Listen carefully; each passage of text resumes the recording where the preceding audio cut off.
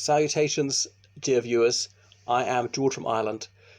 I'm going to read out Lapsus Calami by J.K. Stephen. I'll tell you a bit more about him afterwards. Just a very brief introduction to this poem. This is a bit of undisguised intellectual snobbery, in which he's sneering at lowbrow and possibly even middlebrow literature. So here we go. I shall recite it for you and then treat you to the exegesis of it afterwards.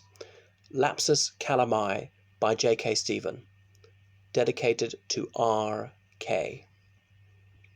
Will there never come a season which will rid us from the curse of a prose that knows no reason and an unmelodious verse, when the world shall cease to wonder at the genius of an ass, and a boy's eccentric blunder shall not bring success to pass?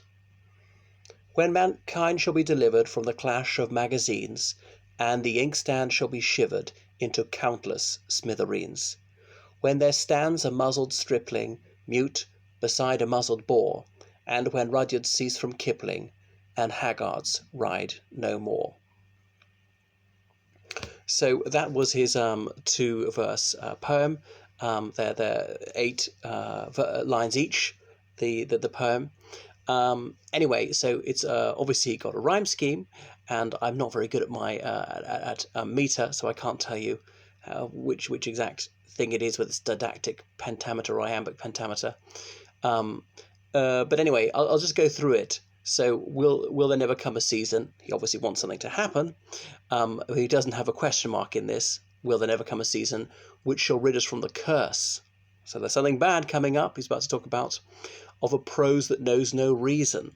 Okay, so reason could mean obviously like motivation or actuation. Could mean sanity. So I think there's a lot of double entendre here, not in a ribald sense. But this is part of his literary merit, that he's able to weave multi-layered meanings into his verse. And the world shall cease to and an unmelodious verse. So he's scorning verse which he thinks lacks musicality, or presumably a proper meter either. He was a classical scholar. He was born in 1859, died in 1892, and he's from a very distinguished family of barristers. I have a feeling his mother died when he was young. He had several brothers, but he was a misogynist. People think he might have been homosexual. Not that most gays are misogynistic, but certainly had no romantic or sexual desire towards ladies, and had no female friends. He just wanted absolutely nothing to do with the fair sex. He was a King's Scholar at Eton. Then he went on to Cambridge University, went to King's. He carried off many of the glittering prizes. He was an outstanding debater.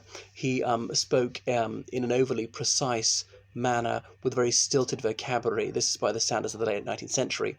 So he was an outstanding scholar of Latin and ancient Greek, and he was a fellow of one of the colleges. He was appointed tutor to Prince Eddie, that's Queen Victoria's eldest grandson. His name was probably Albert Victor. He actually opened Hammersmith Bridge, not too far from where I live. Prince Eddie, as he was commonly known, but Prince Eddie died in his late 20s of pneumonia, and people said that there was a gay relationship between them.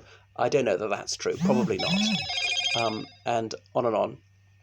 So what else about J.K. Stephen? So he became mentally ill towards the end of his life. Did he damage his head somehow? And he died in St Andrew's Hospital in the UK. He's buried in Northamptonshire. I'm not sure why. He was the first cousin once removed, I think, of a senior generation of Virginia Woolf. Her maiden name was Stephen. And people said that he was one of the Jack the Ripper killers, but that's definitely not true, because it's been proven, someone's done research on this, and he was lecturing at Cambridge at 8 o'clock in the morning, and it was completely impossible for him to have committed these murders in the autumn of 1888 and about midnight and got back to Cambridge, because people had looked at the railway timetables. And he was recorded as having lectured dozens of people first thing in the morning. Sorry, I digress overmuch. And a boy's eccentric blunder shall not bring success to pass. So he thinks some juvenilia is overrated. When shall mankind be delivered from the clash of magazines? So he doesn't like the popular press. By the late 19th century, virtually everybody in the United Kingdom could read. There are a lot of penny dreadfuls. Newspapers. The UK had the highest per capita consumption of newsprint on the planet. 1870 compulsory schooling came in.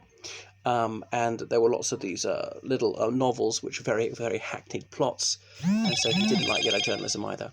And when shall mankind be delivered from the clash of magazines, and the inkstand shall be shivered into countless smithereens? The inkstand, as where you keep your ink, used to dip your pen in, didn't have cartridges, because he didn't like Grub Street, these hack writers producing drivel. So he felt it was literary junk food for the masses. And when there stands a muzzled stripling meaning a young man or possibly a teenage boy, muzzled in having a muzzle over his face, like a rabid hound, mute because he wants them to say nothing if they've got nothing worthwhile to say, beside a muzzled boar.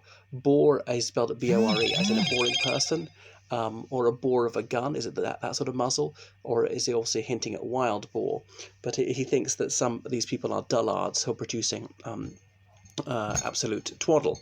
And when Rudyard sees from Kipling and Haggard's Ride No More, so he's alluding to Rudyard Kipling, who was lionized by society with his middlebrow verse, but he thinks that this is just pap.